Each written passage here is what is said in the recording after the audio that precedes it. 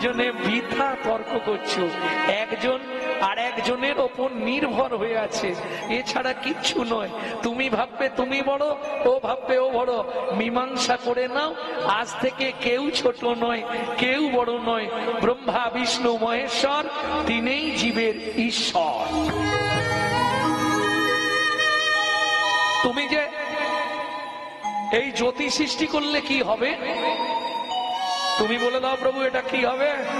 নারায়ণ বললে এইটা 12টা খণ্ড করা হবে, 12 জায়গায় 12টি জ্যোতির্লিঙ্গ রূপে প্রতিষ্ঠিত হবে।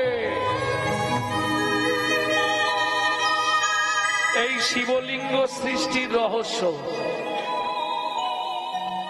ভোলানাথের ওই জ্যোতি মানে চিহ্ন, লিঙ্গ মানে অন্য কিছু নয়। যারা ভাবেন বা আমাদেরকে অনেকে বলে তোরা এই রকম জায়গায় জল ঢালিস, প্রতিবাদ করবেন। পুংলিঙ্গ, স্ত্রীলিঙ্গ, ক্লীবলিঙ্গ আছে না, লিঙ্গ মানে চিহ্ন। ভোলানাথের ওটা জ্যোতির চিহ্ন, ভাববেন না খারাপ কিছু। তার জন্যই 12টা জ্যোতির্লিঙ্গ পৃথিবীতে সৃষ্টি করা হয়েছিল ওই জ্যোতি থেকে, যা আজও পূজিত হচ্ছে। প্রেম সে বলো চৈতন্য মহাপ্রভু কি। তাহলে ক্লিয়ার হয়ে গেল তো শিবলিঙ্গ সৃষ্টির রহস্যটা। ভক্তমণ্ডলী, ভক্তিমতী মায়েরা, যিনি বলছেন তিনি কিছুটা ঠিকই পড়েছেন, কিন্তু জায়গায় গিয়ে সব হারিয়ে ফেলেছে। কি হয়েছিল জানেন? যখন সতী মারা গেছিল, শিব সতীকে নিয়ে নাচতে নাচতে দিগম্বর হয়ে গেছিল। দিগম্বর হয়ে গেছিল, দিগম্বর মানে বোঝেন তো, বস্ত্র কিছু ছিল না। সেই সময় নারায়ণ সতীর দেহটাকে টুকরো টুকরো করেছিলেন সুদর্শন দিয়ে, যেটা থেকে সৃষ্টি হয়েছে 51 পীঠ। বুঝে নেওয়া গেল 51 পীঠ সৃষ্টি হলো। ওটা কোথায়? দারুবনে। সেই সময় দারুবনে যে সপ্তর্ষি ছিল, মরিচ, অত্রি, সবচেয়ে ঋষি মুনিরা ছিলেন, তাদের স্ত্রীরা ছিল খুব দেখতে সুন্দরী। তারা শিবের ওই দিগম্বর রূপ দেখে মোহিত হয়ে গেল, পিছনে পিছনে চলে যাচ্ছে। মুনিরা দেখছে আমাদের স্ত্রীরা তো এবার শিব ভক্ত হয়ে গেল, এবার হবেটা কি আমাদের? কে রান্না করবে, কে বাসন মাজবে, কে খেতে দেবে? তখন তারা সেখান থেকে ভোলানাথকে তাড়িয়ে দেয়। এই জায়গাটায় এসে উনি ঘুরি দিয়েছেন, সেখানে অভিশাপ দেয় তোর লিঙ্গ খসে মাটিতে পড়ে যাক।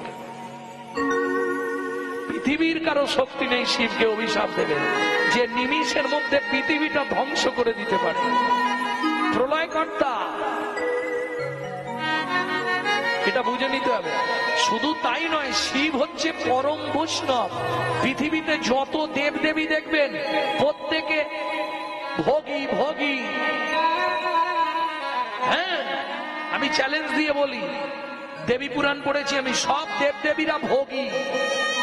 কৃষ্ণ, ও মায়েরা শুনে নিন, কৃষ্ণের প্রিয় ফুল না দিলে কৃষ্ণ খুশি নয়। কৃষ্ণের প্রিয় ফুল কি জানেন না? ও মা, কৃষ্ণ পুজো করেন না বাড়িতে? প্রিয় ফুল কি? শ্বেত করবী। কৃষ্ণের প্রিয় ফল কি? কোথায় হরিনাম করতে এলাম রে? কৃষ্ণের প্রিয় ফল। আরে তোমাদের এদিকে মহোৎসব হলে ভোগ কীর্তন হয় না? কাঠালিয়া মত্তমান গন্ধ তুলসী, কাঠালিয়া মত্তমান গন্ধ তুলসী। ওগো যাহাতে গোবিন্দ আমার সদাই অভিলাষী, যাহাতে গোবিন্দ আমার সদাই অভিলাষী। সেদিন খেয়েছিল রে, খেয়েছিল রে, বিদুরের ঘরে গিয়ে খেয়েছিল রে। বিদুরের ঘরে গিয়ে বলি অনুরাগে কদলি চোপানি তালি কদলির চোপা। বিদুরের ঘরে গিয়ে অনুরাগে কদলির চোপা। বিদুরের ঘরে গিয়ে অনুরাগে কদলির চোপা। বিদুরের ঘরে গিয়ে ছিল রে, আস্তে ভক্তমন্ডলী ভক্তিমতী মায়েরা তাহলে বুঝে নেওয়া গেল তো কৃষ্ণের প্রিয় ফল কলা, কাঁঠালি কলা। কৃষ্ণের প্রিয় ফুল শ্বেত করবী। বুঝে নেওয়া গেল? বসো, শেষে দেবে না।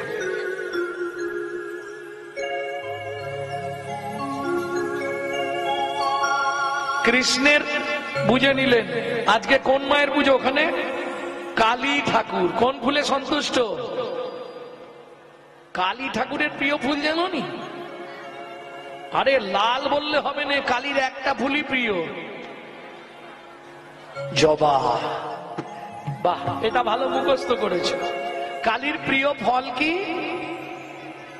আর হবে না, হবে না, হবে না, হবে না, কালিকা পুরাণ না পড়িলে হবে না, হবে না, কালিকা পুরাণ না পড়লে হবে না, হবে না। কালীর প্রিয় ফল অপশন দিলে বলে দিতে পারবে। ভাদ্র মাসে গাছ থেকে ঢিপঢাপ করে পড়ে।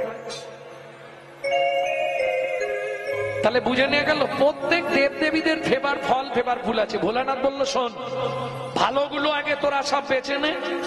যে ফুলটায় ভ্রমর ভ্রমরই যায় না, যে ফুলটায় মৌমাছিও যায় না, মাইকের চোঙের মতো, ওইটা আমাকে দিয়ে দে।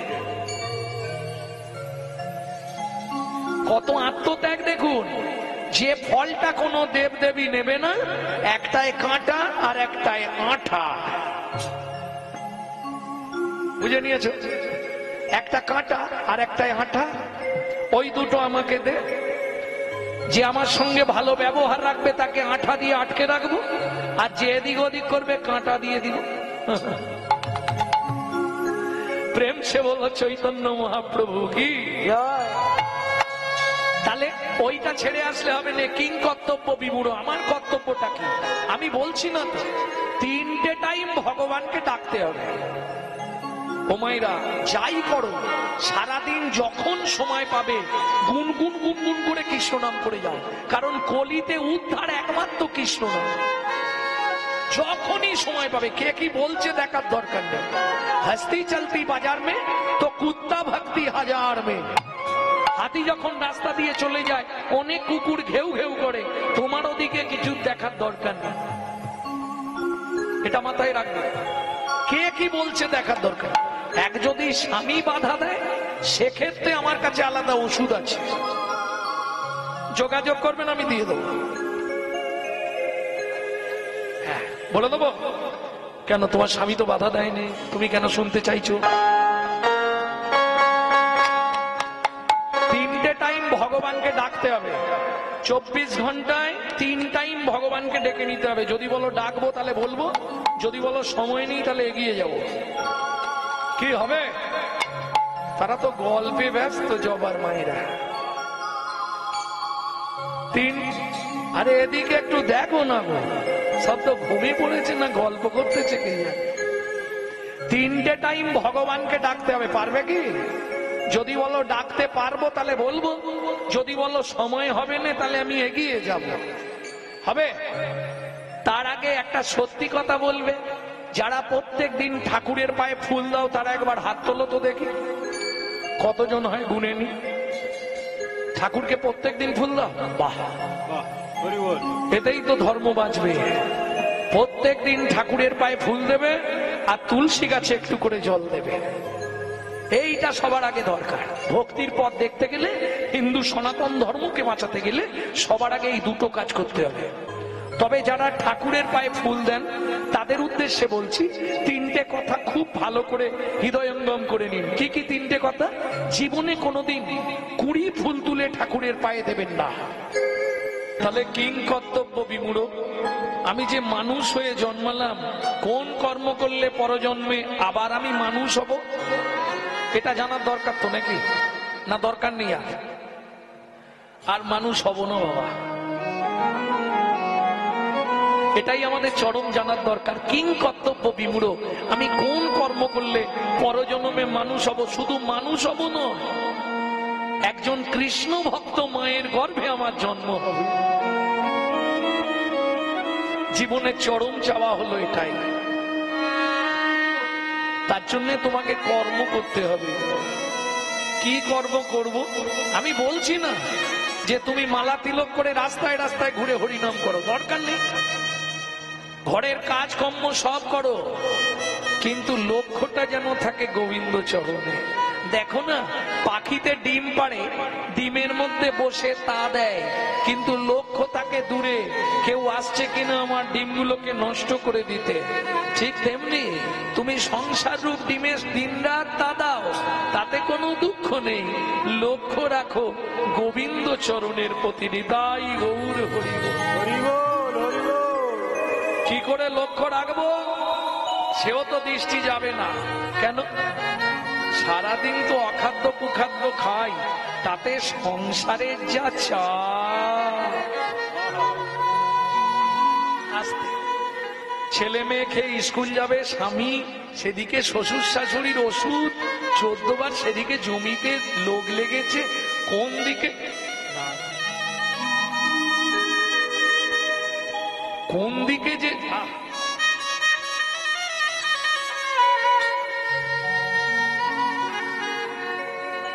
কোন দিকে যে যাব খুঁজে পাইনি। ও মায়েরা, মানুষ তুমি নিজেকে খুব চালাক ভাবো, মানুষ নিজেকে খুব চালাক ভাবে, কিন্তু জেনে রাখো যে যত চালাকি করো, যে করবে যত চালাকি, যাবার আগে বিছানায় ফেলে রোগড়ে রোগড়ে মারবো, তখন বুঝবে জীবনের জ্বালা কি। কারণ ক্যামেরা চলছে, ছাড় কেউ পাবে না। সে কি যোগী, কি সাধু, কি মুনি, কি ঋষি,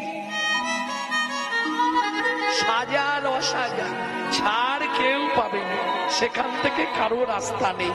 তার প্রমাণ স্বয়ং ভগবান কৃষ্ণ দিয়ে গেলেন, ব্যাদের হাতে তীর খেয়ে মৃত্যুদণ্ড দিলেন। রামচন্দ্র সরজু নদীতে গিয়ে সুসাইড করলেন। ভক্তমন্ডলী, ভক্তিমতী মায়েরা, এগুলো বুঝতে হবে। যেমন, যদিও এই প্রসঙ্গ কমে নয়, তবুও বলি, আমি দুদিন আগে একটা ভিডিও দেখছিলাম, কোনো একজন কীর্তনী, আমি নাম বলছি, ছেড়েছে শিবলিঙ্গের জন্ম, শিবলিঙ্গ সৃষ্টি কোথা থেকে। আমি এদেরকে বলি, তোরা একটু বই পড়, গ্রন্থ একটু পড়ে বল, কে কোথায় কি বলে দিল সেটা শুনে তুইও বলে দিবি, বই পড়বি নি। যে যার ইচ্ছা মতো বকে যাচ্ছে। একটু শিব পুরাণটা খুলে দেখুন। লিঙ্গ বলতে গেলে, আস্তে, লিঙ্গ বলতে গেলে একটা কথাই সবাই জানি, পুরুষের জননেন্দ্রিয়। না, কোনোদিনও নয়। তাহলে কীর্তন জগৎ সারা লাইফের মতো ছেড়ে দেবো। লিঙ্গ শব্দের অর্থ হচ্ছে চিহ্ন, স্ত্রীলিঙ্গ, পুংলিঙ্গ, কৃপলিঙ্গ, আছে না বাবা? তাহলে লিঙ্গ মানে চিহ্ন বিশেষ। কার চিহ্ন? শিবের একটা চিহ্ন। ওই চিহ্নটাতেই আমরা জল দিয়ে পুজো করি। কারণটা কি জানেন? জানেন না? আমি শুনছিলাম কোন মুনি অভিশাপ দিয়েছে, শিবের লিঙ্গ খসে পড়ে গেছে, তারপরেই পুজো শুরু হয়ে গেছে। ছি ছি ছি ছি ছি, শাস্ত্র গ্রন্থ পড়বে না এরা? কে বলছে আমার দেখার দরকার নেই। কেন? আমি কালকে অন্য আরেকজনের শুনলাম, আমার মোবাইলে সেভ করে রেখেছি, মেসেজ করব আজকে গাড়ি ছেড়ে রাখতে, ভদ্রলোককে মেসেজ করব যে আপনি কোথায় পড়েছেন এটা বলুন তো। হিন্দু ধর্মটা কি ছেলে খেলা, ফুটপাতের ধর্ম নাকি যে যার ইচ্ছা মতো বাদাম বিক্রি করে দেবে? যার জন্য হিন্দু ধর্মের এই অবক্ষয়। এখন দুজনে বেঁধেছে গন্ডগোল, কাতে কাতে? নারায়ণ আর ব্রহ্মা। ভালো করে বুঝবেন কথাগুলো। নারায়ণ ব্রহ্মাতে যখন গন্ডগোল বেঁধে গেছে, ব্রহ্মা বলছে আমি সৃষ্টি করি, আমার পুজো পৃথিবীতে হয় না, তুমি নারায়ণ, তুমি পালন কর্তা, তোমার পুজো প্রত্যেকদিন হচ্ছে। এটা মানেটা কি আমাকে বোঝাও। স্বাভাবিক গন্ডগোল হবে। আমি জীব সৃষ্টি করি, আমি মালিক, কেউ আমার নাম করছে না, আর তুমি লোককে খেতে দিচ্ছ বলে সবাই তোমারই নাম করবে, এটা কিরকম কথা? যেমন ধরুন আজকে এই যে অনুষ্ঠানটা হচ্ছে, যে মালিক তার নাম যদি কেউ না করে, সবাই যদি ওই কে খেতে দিচ্ছে তার নাম করে, মেনে নেওয়া যাবে? মালিক মেনে নেবে কি? কষ্ট হবে তার মনে প্রাণে। এখন ব্রহ্মা বলছে আমি জীব সৃষ্টি করি, জীব আমার পুজো করে নে, শুধু তোমার পুজো করে যাচ্ছে, এটা তো আমি মানবো না। বলে দেখো ব্রহ্মা, তুমি নিজের কর্মদোষে নিজের পুজোটা হারিয়ে ফেলেছো। কোন কর্মদোষ ছিল আমার, সেটা তুমি বলো। তখন নারায়ণ বলছে ব্রহ্মা তোমার লজ্জা করছে না জিজ্ঞেস করতে? কেন, কিসের লজ্জা লাগবে? তোমার ছেলে কামদেব যখন তোমায় বাণ মেরেছিল, তুমি নিজের কন্যা সন্ধ্যার প্রতি ধাবিত হয়েছিলে, সন্ধ্যা অভিশাপ দিয়েছিল পিতা তুমি যে যবনচির কর্ম করলে, পৃথিবীতে আর কোনোদিন তোমার পূজা হবে না। আমি পড়ে বলছি বাবা, কোনো বানানো গল্প নেই, এটা আমি মেনে নেবো না। তো তুমি না মানলে না মানলে লোকের কাছে গিয়ে বলো আমার পুজো করো গো, আমার পুজো করো। মানুষ ভালোবাসা কাউকে চেয়ে পাওয়া যায় তো? কাউকে বলবো এগো আমাকে ভালোবেসো, হ্যাঁ আমাকে আদর করো, হ্যাঁ এটা বলে হবে? তুমি ভালো কর্ম করলে মানুষ তোমাকে এমনি ভালোবাসবে। জন্ম হোক যথাতথা, কর্ম হোক ভালো, পাকে ফুটে পদ্ম ফুল, জগৎ করে আলো। এটা আমি মানবো না, তা তুমি মানবে না, তোমার ব্যাপার। এই নিয়ে দুজনে বচসা হতে হতে এবার হাতাহাতি লাগবে। হ্যাঁ, ব্রহ্মাও ক্রোধান্বিত, আর নারায়ণের তো আয় বললেই চক্র এসে যাবে, ব্রহ্মাকে টুকরো করে দেবে। এই দুজনে যখন জোরদার বেঁধে গেছে, নারায়ণ বলে দরকার নেই, মারলে নাম খারাপ হয়ে যাবে, মারামারি করলে। ব্রহ্মা থেমে যাও। কেন থামবো আমি? পৃথিবীতে সবাই তোমার পূজা করবে, আমার পূজা করবে না, আমি থামবো? হরি বল হরি বল। চলো দুজনে এক্ষুনি যাব বিচারকের কাছে। আমাদের বিচার কে করবে? দুজনে দেবাদিদেব মহেশ্বর। এইবার চলুন, ব্রহ্মা নারায়ণ দুজন গেল শিবের কাছে। ভোলানাথ বলো প্রভু। এখন ব্রহ্মার পুজো ত্রিভুবনে হচ্ছে না, আমার পুজো হচ্ছে, এটা নিয়ে ব্রহ্মা রাগারাগি করছে। ও বলছে ও নাকি পৃথিবীর মধ্যে সর্বশ্রেষ্ঠ সৃষ্টিকর্তা, ও বড়, আর আমি নারায়ণ, আমিও বলেছি আমি বড়। নারায়ণ স্বীকার করছে যে আমি বলেছি আমি বড়। তুমি বিচার করে দেবে আজকে কে বড় আর কে ছোট। মৃদু হেসে শিব বলছে প্রভু, এই সামান্য ব্যাপার নিয়ে আপনারা মাথা গরম করছেন কেন? এ তো বিচার আমার কাছে পড়েই আছে। কি করে? বললে আমি একটা জ্যোতিষ সৃষ্টি করে দিচ্ছি আপনাদের দুজনের মধ্যে। দুজন দুপাশে দাঁড়ান, মাঝখানে একটা জ্যোতি সৃষ্টি করে দিচ্ছি। নিচে যতখানি ওপরে ততখানি, খালি আমাকে দেখে দুজন দুদিকে চলে যান, শেষটা বলবেন, তারপর আমি বিচার করে দেবো। যান। ভক্তমন্ডলী, ভক্তিমতী মায়েরা, ওই জ্যোতি এমন সৃষ্টি করে দিলেন ভোলানাথ। নারায়ণ গেছে ওপর দিকে, ব্রহ্মা গেছে নিচের দিকে, কেউ খুঁজে পাচ্ছে না শেষ কোথায়। এর জ্যোতির শেষ কোথায় এটা নারায়ণও ফিরছে না, ব্রহ্মাও ফিরছে না, আর শিব চুপ করে বসে আছে ভৌম হয়ে ভাঙ খেয়ে। যখন সন্ধ্যা নেমে আসছে, ওদিক থেকে নারায়ণ হাঁপাতে হাঁপাতে আসছে, এদিক থেকে ব্রহ্মা আসছে। প্রভু পেয়েছো? বলে ভোলানাথ এ বিচার জীবনেও হবে না। কেন ব্রহ্মা? তুমি তো সৃষ্টি করো, এই সৃষ্টিটা আজকে আমি করেছি। নারায়ণ তুমি তো পালন করো, আজকের পালনটা আমি করেছি। তাহলে দেখে বলে দাও কোথায় শেষ পেলে? না প্রভু, শেষ হলো না। তোমরা দুজনে বৃথা তর্ক করছো। একজন আর একজনের ওপর নির্ভর হয়ে আছে, এছাড়া কিচ্ছু নয়। তুমি ভাববে তুমি বড়, ও ভাববে ও বড়, মীমাংসা করে নাও। আজ থেকে কেউ ছোট নয়, কেউ বড় নয়। ব্রহ্মা বিষ্ণু মহেশ্বর তিনিই জীবের ঈশ্বর। তুমি যে এই জ্যোতি সৃষ্টি করলে কি হবে, তুমি বলে দাও প্রভু এটা কি হবে। নারায়ণ বললে এইটা 12টা খণ্ড করা হবে, 12 জায়গায় 12টি জ্যোতির্লিঙ্গ রূপে প্রতিষ্ঠিত হবে। এই শিবলিঙ্গ সৃষ্টির রহস্য। ভোলানাথের ওই জ্যোতি মানে চিহ্ন, লিঙ্গ মানে অন্য কিছু নয়। যারা ভাবেন বা আমাদেরকে অনেকে বলে তোরা এই রকম জায়গায় জল ঢালিস, প্রতিবাদ করবেন। পুংলিঙ্গ, স্ত্রীলিঙ্গ, ক্লীবলিঙ্গ আছে না, লিঙ্গ মানে চিহ্ন। ভোলানাথের ওটা জ্যোতির চিহ্ন, ভাববেন না খারাপ কিছু। তার জন্যই 12টা জ্যোতির্লিঙ্গ পৃথিবীতে সৃষ্টি করা হয়েছিল ওই জ্যোতি থেকে, যা আজও পূজিত হচ্ছে। প্রেম সে বলো চৈতন্য মহাপ্রভু কি। তাহলে ক্লিয়ার হয়ে গেল তো শিবলিঙ্গ সৃষ্টির রহস্যটা। ভক্তমণ্ডলী, ভক্তিমতী মায়েরা, যিনি বলছেন তিনি কিছুটা ঠিকই পড়েছেন, কিন্তু জায়গায় গিয়ে সব হারিয়ে ফেলেছে। কি হয়েছিল জানেন? যখন সতী মারা গেছিল, শিব সতীকে নিয়ে নাচতে নাচতে দিগম্বর হয়ে গেছিল। দিগম্বর হয়ে গেছিল, দিগম্বর মানে বোঝেন তো, বস্ত্র কিছু ছিল না।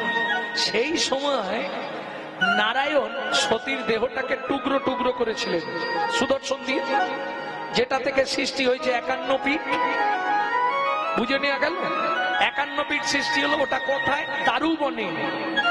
সেই সময় দারুবনে যে সপ্তর্ষি ছিল, মরিচ, অত্রি, সব যে ঋষি মুনিরা ছিলেন, তাদের স্ত্রীরা ছিল খুব দেখতে সুন্দরী।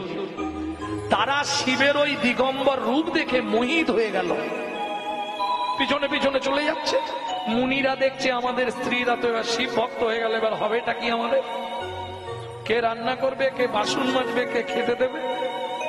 তখন তারা সেখান থেকে ভোলানাথকে তাড়িয়ে দেয়। এই জায়গাটায় এসে উনি ঘুরি দিয়েছেন, সেখানে অভিশাপ দেয়, তোর লিঙ্গ খসে মাটিতে পড়ে যাক। পৃথিবীর কারো শক্তি নেই শিবকে অভিশাপ দেবে, যে নিমিষের মধ্যে পৃথিবীটা ধ্বংস করে দিতে পারে। প্রলয়কর্তা, এটা বুঝে নিতে হবে। শুধু তাই নয়, শিব হচ্ছে পরম বৈষ্ণব। পৃথিবীতে যত দেবদেবী দেখবেন প্রত্যেকে ভোগী ভোগী। হ্যাঁ, আমি চ্যালেঞ্জ দিয়ে বলি, দেবী পুরাণ পড়েছি আমি, সব দেবদেবীরা ভোগী। কৃষ্ণ, ও মায়েরা শুনে নিন, কৃষ্ণের প্রিয় ফুল না দিলে কৃষ্ণ খুশি নয়। কৃষ্ণের প্রিয় ফুল কি জানেন না? ও মা, কৃষ্ণ পুজো করেন না বাড়িতে? প্রিয় ফুল কি? শ্বেত করবী। কৃষ্ণের প্রিয় ফল কি? কোথায় হরিনাম করতে এলাম রে? কৃষ্ণের প্রিয় ফল। আরে তোমাদের এদিকে মহোৎসব হলে ভোগ কীর্তন হয় না? কাঠালিয়া মত্তমান গন্ধ তুলসী, কাঠালিয়া মত্তমান গন্ধ তুলসী। ওগো যাহাতে গোবিন্দ আমার সদাই অভিলাষী, যাহাতে গোবিন্দ আমার সদাই অভিলাষী। সেদিন খেয়েছিল রে, খেয়েছিল রে, বিদুরের ঘরে গিয়ে খেয়েছিল রে। বিদুরের ঘরে গিয়ে বলি অনুরাগে কদলি চোপানি তারি হরি হরি কদলির চোপা। বিদুরের ঘরে গিয়ে অনুরাগে কদলির চোপা। বিদুরের ঘরে গিয়ে অনুরাগে কদলির চোপা। বিদুরের ঘরে গিয়ে ছিল রে, ছিল রে। আসতে ভক্তমন্ডলী ভক্তিমতী মায়েরা তাহলে বুঝে নেওয়া গেল তো কৃষ্ণের প্রিয় ফল কলা, কাঁঠালি কলা। কৃষ্ণের প্রিয় ফুল শ্বেত করবী। বুঝে নেওয়া গেল? বসো, শেষে দেবে না।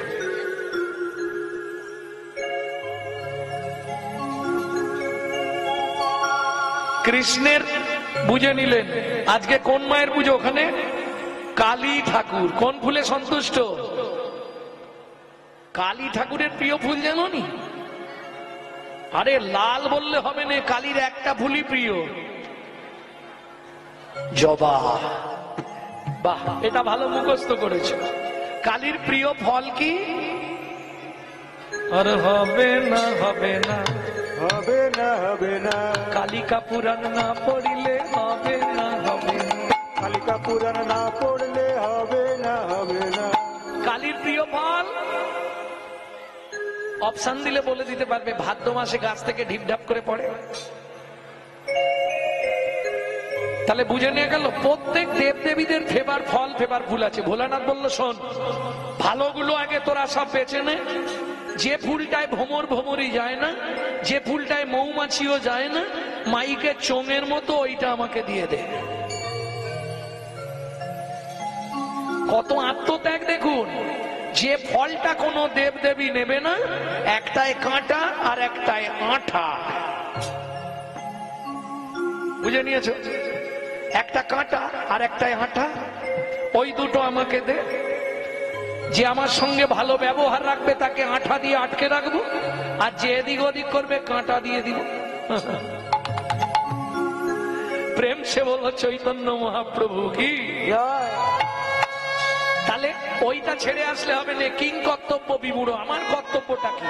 আমি বলছি না তো, 3টে টাইম ভগবানকে ডাকতে হবে। ও মায়েরা, যাই করো, সারাদিন যখন সময় পাবে গুনগুন গুনগুন করে কৃষ্ণ নাম করে যাও। কারণ কলিতে উদ্ধার একমাত্র কৃষ্ণ নাম। যখনই সময় পাবে, কে কি বলছে দেখার দরকার নেই। হস্তি চলতি বাজার মে তো কুত্তা ভক্তি হাজার মে। হাতি যখন রাস্তা দিয়ে চলে যায়, অনেক কুকুর ঘেউ ঘেউ করে, তোমার ওদিকে কিছু দেখার দরকার নেই। এটা মাথায় রাখবে। কে কি বলছে দেখার দরকার। এক যদি স্বামী বাধা দেয়, সেক্ষেত্রে আমার কাছে আলাদা ওষুধ আছে, যোগাযোগ করবেন, আমি দিয়ে দেবো। হ্যাঁ, বলে দেবো। কেন? তোমার স্বামী তো বাধা দেয়নি, তুমি কেন শুনতে চাইছো? 3টে টাইম ভগবানকে ডাকতে হবে। 24 ঘন্টায় 3 টাইম ভগবানকে ডেকে নিতে হবে। যদি বলো ডাকবো তাহলে বলবো, যদি বলো সময় নেই তাহলে এগিয়ে যাব। কি হবে? তারা তো গল্পে ব্যস্ত, জবার মায়েরা। 3, আরে এদিকে একটু দেখো না গো, সব তো ঘুমিয়ে পড়েছে না গল্প করতেছে কি। 3টে টাইম ভগবানকে ডাকতে হবে। পারবে কি? যদি বলো ডাকতে পারবো তাহলে বলবো, যদি বলো সময় হবে না তাহলে আমি এগিয়ে যাব। হবে? তার আগে একটা সত্যি কথা বলবে। যারা প্রত্যেক দিন ঠাকুরের পায়ে ফুল দাও তারা একবার হাত তোলো তো দেখি, কতজন হয় গুনে নি। ঠাকুরকে প্রত্যেক দিন ফুল দাও? বাহ, এটাই তো ধর্ম বাঁচবে। প্রত্যেক দিন ঠাকুরের পায়ে ফুল দেবে আর তুলসী গাছে একটু করে জল দেবে। এইটা সবার আগে দরকার। ভক্তির পথ দেখতে গেলে, হিন্দু সনাতন ধর্মকে বাঁচাতে গেলে সবার আগে এই দুটো কাজ করতে হবে। তবে যারা ঠাকুরের পায়ে ফুল দেন তাদের উদ্দেশ্যে বলছি, 3টে কথা খুব ভালো করে হৃদয়ঙ্গম করে নিন। কি কি 3টে কথা? জীবনে কোনোদিন 20 ফুল তুলে ঠাকুরের পায়ে দেবেন না।